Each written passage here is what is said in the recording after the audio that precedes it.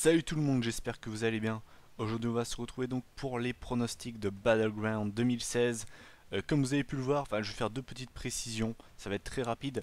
J'ai envie, honnêtement je pense que cette vidéo pronostic sera pas très longue parce que j'ai vraiment pas grand chose à dire. C'est très simple. Alors déjà première précision, comme vous avez pu le voir, je n'ai pas écrit pronostic QUES mais bien CS. J'ai fait cette erreur pendant beaucoup trop longtemps, donc je m'en excuse d'être un pauvre illettré qui ne sait pas euh, parler sa propre langue natale. C'est vraiment honteux et je remercie la personne qui m'a repris indirectement pour cette faute de français. Donc voilà, hein, excusez-moi, vous suivez un mec qui ne sait pas écrire ni parler sa propre langue, c'est vraiment triste. Donc ça c'était la première petite explication.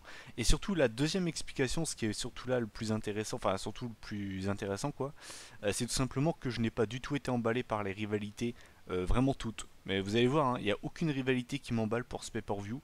Et je dis pas les. Attention, je vais préciser, hein, c'est pas les matchs qui ne me donnent pas envie, c'est la construction des rivalités qui ne me donne pas envie. Et il y a d'ailleurs pas mal de coups de gueule que j'ai apporté pendant cette vidéo. Alors je sais pas si c'est l'effet euro, parce que bon, comme vous le savez, l'euro s'est terminé le 14 juillet, donc c'est vrai que j'ai pas forcément été à fond dans le catch, dans la WWE pendant ce temps-là. Je pense qu'il y a il y a ce côté-là qui fait déjà que j'ai pas été emballé par les rivalités, mais il y a également le fait, je trouve qu'actuellement le product, donc c'est-à-dire tout ce qui est autour de la WWE, tout ce qui est rivalité, storyline, segment, c'est vraiment bas, c'est très très bas. Et alors bien évidemment, c'est que mon avis, je partage juste mon avis, donc voilà. Honnêtement, actuellement, le product actuel ne me plaît pas. Voilà, déjà presque 2 minutes de vidéo, c'est déjà bien long. Donc on va pouvoir commencer. Donc là, j'ai un ordre totalement factice, hein, c'est pas du tout l'ordre qui sera final au pay-per-view. Voilà, c'est vraiment un ordre totalement random. En tout cas, pas à ma connaissance de match annoncé pour le kick-off. En tout cas, je tourne la vidéo. euh, donc là, on est mercredi soir. Donc à l'heure où je vous parle, il n'y a pas de match annoncé pour le pré-show. Donc voilà.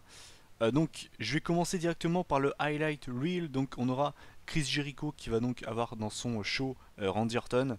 J'en pense pas grand chose, tout simplement parce que je pense que vous le savez, Randy Orton c'est pas un catcheur que j'apprécie, j'ai jamais été fan de lui. Donc son retour, honnêtement, j'en ai rien à faire. Enfin, je veux dire, honnêtement, voilà, c'est pas nouveau.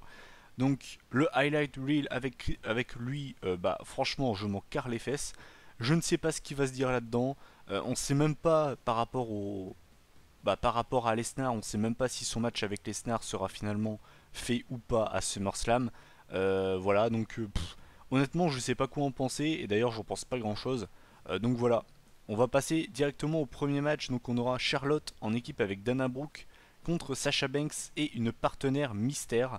Donc déjà, première chose, je pense que la partenaire mystère de Sasha Banks, ce sera Bayley, parce que honnêtement, Bayley, même si elle n'a pas été draftée, je la vois vraiment pas rester à NXT. Elle n'a pas de match programmé pour NXT Takeover Brooklyn, enfin en tout cas je ne pense pas. Euh, et puis de toute façon, voilà, quand on voit que Alexa Bliss et Carmella ont été appelés dans le main roster et que Bayley reste à NXT, je pense qu'il y aurait quand même un sacré problème. Note à part, donc voilà, je pense que la partenaire de Sasha Banks, ce sera Bayley. Au niveau du résultat, je pense que vu que les titres ne sont pas, enfin le titre n'est pas en jeu, je pense que c'est Sasha Banks et la partenaire mystère qui vont gagner. Au niveau donc premier coup de gueule de cette vidéo, le fait que Charlotte, donc qui est la championne women's, ne remette pas en jeu le titre, ça me casse royalement les couilles. Je vais pas le répéter à chaque fois, mais je le répète. Mais voilà, le champion, s'il est là en plus de ça, doit remettre en jeu son titre. Ça me paraît tout à fait normal. Et apparemment, la WWE n'a pas compris ça. Donc les gens en ont mis plein la gueule à Brock Lesnar quand il était WWE World Heavyweight Champion. Mais le truc, c'est que Brock Lesnar avait un nombre d'apparitions limité. Sauf que Charlotte et plus tard le New Day, que j'en reviendrai plus tard pour le New Day, eux, ils ont pas un nombre de. Ils ont un contrat normal. Donc au final, c'est ça qui m'énerve encore plus. C'est-à-dire que pour Lesnar, c'était compréhensible. Mais pour Charlotte et le New Day, non. Donc là, clairement, ça m'énerve. Et je le dis clairement, je sais pas si vous êtes de mon avis, mais je trouve que depuis WrestleMania, le product, tout ce qui est storyline autour des Women's, c'est d'un niveau, j'ai rarement vu ça. Hein. Mais je suis choqué. C'est, je crois vraiment, la section qui vraiment c'est ma plus grosse déception au niveau des sections, hein, parce qu'il y a pas mal de choses qui me déçoivent depuis WrestleMania, mais alors la section Women's, c'est d'un niveau, j'ai jamais vu ça, hein. Parce que ce qui est le plus frustrant par rapport à avant, c'est qu'avant, on avait entre guillemets, des greluches qui ne savaient pas catcher. Coucou Candice Michel, coucou Kelly Kelly, hein, par exemple. Mais là, on a vraiment beaucoup de catcheuses talentueuses. Et ce qui est le plus énervant, le plus frustrant, c'est que c'est mal fait, c'est mal booké, c'est mal fait, les storylines sont mal faites, on a des fins de match totalement nulles, des bookings de match totalement nuls, et clairement je suis blasé de ce qu'ils sont en train de faire des Women's, donc clairement voilà, donc je pronostique une victoire de Sasha Banks et de la partenaire Mystère.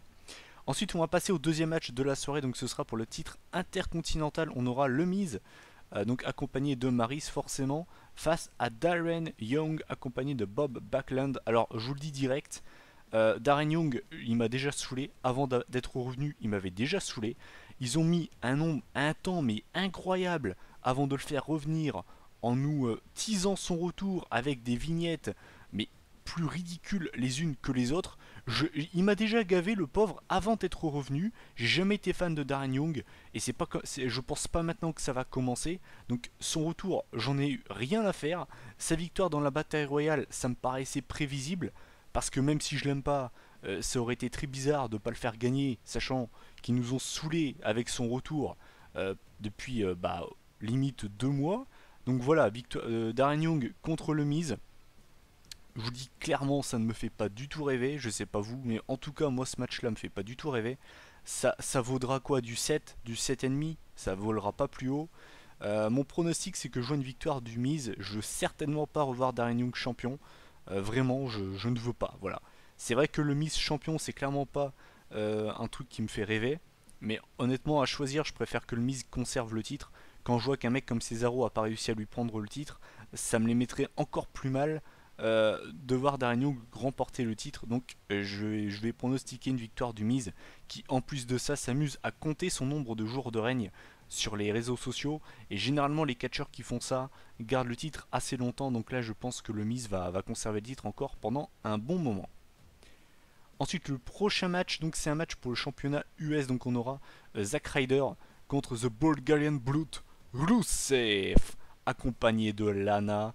Salut Lana, si tu regardes cette vidéo, tu me plais beaucoup. Voilà, c'était très gênant, hein. On n'est pas sur Mythique. Bref, donc, alors, pareil, match, j'ai absolument aucune hype autour de ce match. C'est pas un match qui me fait rêver. Je pense que ce match-là peut être meilleur que le Miz contre Darren Young, mais j'en attends pareil pas grand-chose. Je pense pas qu'il sera mauvais, hein, mais honnêtement, voilà, j'en attends pas grand-chose. Au niveau du pronostic, je vois une victoire de Rourou. Je vois vraiment mal Rousseff perdre contre Ryder, qui honnêtement, Ryder, voilà, c'est depuis WrestleMania, a pas vraiment de plan concret. Voilà, je le vois vraiment pas battre Rousseff. Et de toute façon, après, il va retourner à SmackDown et je suis certain que Ryder va à nouveau feuder, mais ce coup-ci pour le titre intercontinental. Enfin bref, voilà, donc je vois une victoire de Rousseff. Je pense que le match sera sympa, ça va s'arrêter là. Et puis voilà. Ensuite, le prochain match de la soirée, c'est un match qui a fait beaucoup parler puisqu'on aura le New Day face à la Wyatt Family. Alors honnêtement, la rivalité, à la base, j'étais pas du tout fan, dans le sens en fait pour moi où les deux univers ne sont pas du tout compatibles. C'est-à-dire que d'un côté, on a des gens qui font les guignols, qui s'amusent, qui sont pas du tout au sérieux. De l'autre côté, on a des mecs qui sont censés semer la terreur. Donc c'est vrai qu'au début, j'étais vraiment pas du tout chaud. Et c'est vrai qu'au fil des semaines, on a vu le New Day beaucoup moins festif, qui commençait vraiment à prendre au sérieux leurs adversaires. Donc c'est vrai que là, ça passe quand même mieux.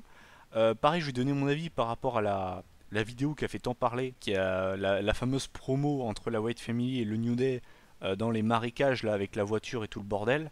Il y a beaucoup de gens qui ont reproché que ça ressemblait à la TNA, le truc avec Brother Nero et Jeff Hardy. Personnellement, oui, pour moi c'est un copier-coller. Enfin, ils s'en sont en tout cas inspirés, ça c'est clair. Euh, Pareil, les gens qui disent ouais, mais ça a été mieux fait qu'à la TNA, bah j'ai envie de te dire, mec, en même temps, la WWE et la TNA, c'est pas forcément les mêmes moyens. Mais je veux dire, on peut être fan de la WWE, on peut ne pas aimer la TNA, mais venir oser dire que ça n'a pas été inspiré, c'est vraiment être une mauvaise foi. Note à part, voilà. Donc après moi, la promo, forcément, enfin, je l'ai trouvé sympa, mais vraiment, j'ai pas compris la hype. J'ai vu qu'il y avait plein de gens qui avaient surkiffé. Perso, j'ai trouvé ça sympa, mais vraiment rien de plus. Donc New Day contre la Wyatt Family, pareil, coup de gueule, les champions par équipe ne remettent encore une fois pas en jeu les titres, et ça me les brise parce que je vais pas me répéter 100 fois, mais les champions doivent remettre en jeu les titres, ça me paraît normal. Donc voilà, j'aime beaucoup le New Day, hein, clairement, ils ont fait une année 2015 fantastique, ils ont fait une mi-2016 vraiment sympa aussi. Mais honnêtement, j'aimerais vraiment qu'ils perdent les titres à SummerSlam parce que je commence à avoir une petite overdose du New Day. Et ce serait dommage que ça se finisse mal entre moi et eux. Euh, voilà, je dirais les mecs qui m'ont régalé pendant un an et demi. J'attendais rien de cette équipe finalement. Ils nous ont tous fait kiffer, je pense. Et ce serait bien que, voilà, qu'ils me saoulent pas vers la fin. Ce serait grave sympa. Donc j'espère que la Wyatt Family vont remporter les titres à SummerSlam parce que voilà, je veux voir cette équipe championne depuis très longtemps. Et donc pour ce match, je veux une victoire de la Wyatt Family tout simplement car les titres ne sont pas en jeu. Le prochain match, c'est un match, alors celui-là j'en ai mais alors rien à faire. On aura Becky Lynch contre Natalia. Pareil, la rivalité, j'y crois pas une seconde. Désolé, hein, mais alors Natalia Hill, j'y croyais pas la nuit de Money in the Bank. Un mois plus tard, j'y crois toujours pas. Exemple totalement random, Natalia qui est censée être Hill, qui félicite Carmella et Alexa Bliss sur Instagram d'être montée dans le main roster en disant bravo mes girls. C'est vrai que ça fait très très Hill quand même, hein. Non mais Natalia, honnêtement, vous me ferez pas gober que c'est une gentille, une méchante fifille, hein. La meuf, ça doit être la plus sympa du roster. Voilà, honnêtement, j'y crois pas quoi. La rivalité, donc forcément, je n'y crois pas. Le match sera pas mauvais, hein, honnêtement. Pareil pour New Day Wyatt Family, j'ai pas donné mon avis, mais pareil, je pense que le match sera bon entre les deux. Enfin, honnêtement, voilà quoi. Donc Becky Lynch, Natalia, ce sera pas un mauvais match. Maintenant, voilà, j'ai absolument aucun intérêt pour ce match. Je vais voir une victoire. Allez, je vais pronostiquer une victoire de Becky Lynch qui va prendre sa revanche sur l'attaque de Natalia à Money in the Bank qui a choqué tout le monde, bien évidemment. Mais voilà, donc j'ai rien d'autre à dire sur ce match. Ensuite, on va passer à soi-disant l'une des affiches de ce pay-per-view, même si je n'attends pareil, j'ai pas du tout été pris par la rivalité. Donc on aura John Cena et Soft contre le club, donc AJ Styles, Luke Gallows et Carl Anderson. Alors pareil, ça me saoule. AJ Styles contre Roman Reigns à la base, c'était 1v1. Ensuite on a le club qui sont venus. Ensuite on a les Usos qui sont venus. Là, bah là c'est pareil, c'est-à-dire qu'à la base c'était Cena contre Styles. Je vous disais pour Money in the Bank que j'étais hypé comme rarement, que j'attendais de ouf cette rivalité, que j'étais à fond dedans. Et ben là j'ai totalement redescendu. C'est-à-dire que à la base c'était 1v1, j'étais vraiment à fond dans le truc. Et le fait que le club vient et que on ait Soft qui se rajoute aussi à la rivalité, ça m'a totalement désintéressé du truc en fait. Pareil le truc là, hashtag beat up John Cena. Quand ils l'ont fait à Raw, j'ai trouvé ça très gênant. Enfin, je veux dire, honnêtement, ça me fait pas rire. Je trouve pas ça ouf, quoi. Quand on voyait le Carl Anderson qui disait, eh, on disait beat up John Cena, bah maintenant on va dire beat up Enzo. Enfin, je veux dire, au bout d'un moment, t'as quel âge, mec? T'as quel âge? T'as 35 ans, 36 ans? Mûris un peu, s'il te plaît. Donc voilà, c'est ça le truc. Pourtant, vous voyez, de base, je suis fan du club, hein. C'est pas une question de. Pour ceux qui disent que je suis pas objectif ou autre, c'est même pas une question que j'aime pas les catcheurs dans cette rivalité. C'est juste que je trouve que c'est mal fait. Et si je disais ça que pour une rivalité, ça irait. Mais le problème, c'est que c'est pour presque toutes les rivalités. Donc au final, je suis pas hypé pour cette rivalité, pour ce match. Même si le match sera bon, hein. Ce sera certainement l'un des matchs de la soirée, hein. Bien évidemment, hein. Mais honnêtement, c'est vrai que moi, j'ai pas d'attente pour ce match. Et puis voilà. Et je vais pronostiquer une victoire de John Cena et Soft. Et je pense que donc à SummerSlam, on aura la belle entre AJ Styles et John Cena. Donc voilà. Ensuite, on va passer à l'avant-dernier match du pay-per-view. Donc ce sera Kevin Owens contre Sami Zayn. Pareil, ça m'a fait beaucoup rire. On nous a vendu comme quoi ça allait être le dernier affrontement entre Kevin Owens et Sami Zayn pendant très longtemps. Et qu'est-ce que je vois? Kevin Owens et Sami Zayn qui sont draftés à Raw. Paye ta logique. Si tu voulais vraiment marquer le pas pour que ce soit leur dernier match avant très longtemps sans qu'ils ne se croisent à nouveau, bah tu mettais l'un des deux à Raw, l'un des deux à SmackDown, ça me paraissait plutôt logique. Donc forcément, bah encore une fois, bravo à la WWE. Je vais pas rester longtemps sur ce match, j'ai pas grand chose à dire. On aura très certainement un très bon match. Je regrette juste en fait que on connaît le passé entre les deux à la WWE, on le connaît également à NXT, et ils le disent eux-mêmes, je veux dire, même la WWE parle de leur passé bien avant leur arrivée à la WWE, donc on sait que cette rivalité est très profonde, très ancienne, et ce que je regrette, c'est qu'il n'y a pas de rivalité, il n'y a pas de stipulation en fait. C'est-à-dire qu'on sait que les deux peuvent vraiment pas se saquer et que c'est pas récent. Pourquoi vous mettez pas genre un Last Man Standing ou un Extreme Rules match ou pourquoi pas un Iron Man match? Ce serait génial. En plus, ça fait longtemps qu'on n'a pas eu ça à la WWE. Et c'est dommage qu'on n'ait pas une rivalité pour vraiment marquer le coup. Mais malheureusement, ce serait trop demandé à Vince McMahon. Donc voilà, pour cette occasion, je vais pronostiquer une victoire de Sami Zayn qui n'a jamais battu Kevin Owens en 1v1 à la WWE. Donc je vais pronostiquer une victoire de Sami Zayn parce que je pense que des deux, celui qui en a le plus besoin, c'est bien lui. Et enfin, le main event de Battleground pour le WWE Championship. Donc on aura Seth Rollins, The Man, face au pouilleux Dean Ambrose contre Roman Reigns, The Man. Donc alors, c'est un match qui normalement aurait dû me hyper. Normalement, la construction de cette rivalité aurait dû me hyper. Mais je ne peux pas être hypé pour ce match. Je vais déjà expliquer un truc. Je veux vraiment être clair. Hein. C'est pas le match que je n'attends pas. Le match, je sais qu'il sera bon. En tout cas, s'ils arrivent à faire un mauvais match avec ça, il y a un gros problème. Il y a beaucoup de drama, beaucoup de psychologie autour de ce match. Mais non, je ne peux pas être hypé pour ce match. La WWE avait l'occasion de se faire a lot of money avec ce match. Encore une fois, Vince McMahon a totalement foiré. Alors, qu'est-ce qui m'énerve dans ce match? C'est pour ça que j'en ai parlé en dernier et que là je vais pouvoir m'étendre vraiment. Ce qui m'énerve, c'est que ce match, on est d'accord, c'est digne d'un main event de WrestleMania, c'est digne d'un main event de SummerSlam, mais on l'aura ce match tant attendu par les fans à Battleground, comme on dit, un bichot quoi. C'est-à-dire c'est un pay-per-view, mais c'est un pay-per-view totalement de bas de gamme comparé à ce qu'on peut avoir dans l'année. C'est pas un pay-per-view hyper, voilà, je veux dire Battleground, Payback, c'est des bichots. Rumble, Mania, c'est des vraiment des high level shows. Vous voyez ce que je veux dire? C'est dans ce genre de donc SummerSlam ou WrestleMania que j'aurais voulu voir ce Triple Threat match. Finalement, on l'a à Battleground. Bon, déjà, tape ton... Voilà, déjà, première grosse déception, quoi. Et ce qui m'énerve vraiment dans ce match, c'est que donc on a Roman Reigns qui s'est fait prendre pour avoir consommé un produit illicite, en tout cas qui n'est pas dans les codes du Wellness Policy. Donc Roman Reigns a été suspendu 30 jours. Donc là je me suis dit, bon, ils ont quand même l'occasion, ces espèces de cons, de pouvoir faire un truc intelligent une fois dans leur vie, et donc du coup de décaler ce Triple Threat match pour SummerSlam ou bah, à la rigueur WrestleMania. Ou à la rigueur, s'ils sont vraiment pressés, ils décalent ça pour SummerSlam. Ils avaient un truc très simple à faire. C'est-à-dire que vous faisiez, donc vous aviez Stephanie McMahon ou Shane qui disait tout simplement, suite à la suspension de Roman Reigns, vu que Seth Rollins en a parlé à Raw, il pourrait très bien en parler, ils disent tout simplement, bah, vu qu'à la base Roman Reigns devait être là, eh ben, il est suspendu, donc on va le punir, et donc on aura Dean Ambrose contre Seth Rollins pour le titre WWE. Ce que vous faites, c'est que donc ce match est programmé, 1v1, on arrive à Battleground, on arrive à la fin du match, quand soit Rollins ou Ambrose allait gagner le match, et là, qui fait son retour de suspension?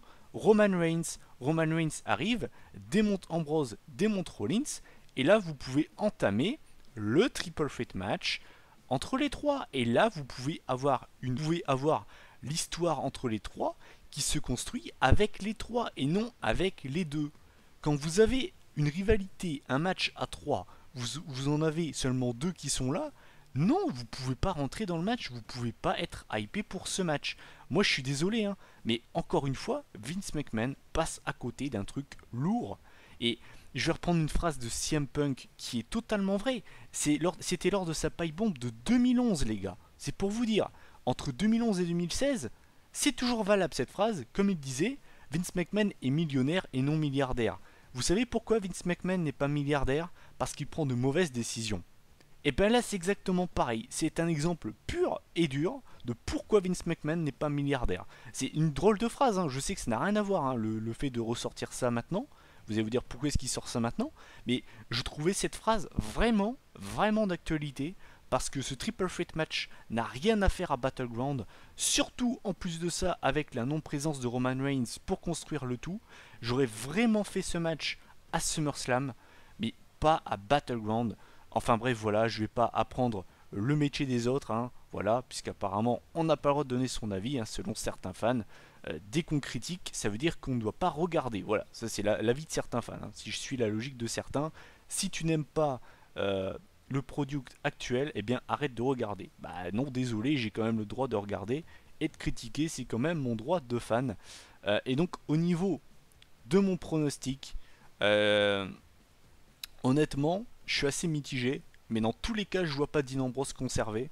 Je pense que ça va se jouer entre Rollins et Reigns, et honnêtement, je sais que ça va en faire criser beaucoup ce que je vais dire, et moi le premier, hein, je vous l'assure, hein, je vois une victoire de Roman Reigns. On a eu des rumeurs comme quoi quand il va revenir, ils vont nous faire une storyline en mode rédemption de Roman Reigns, qui va repartir de zéro, qui va assumer ce qu'il a fait, blablabla.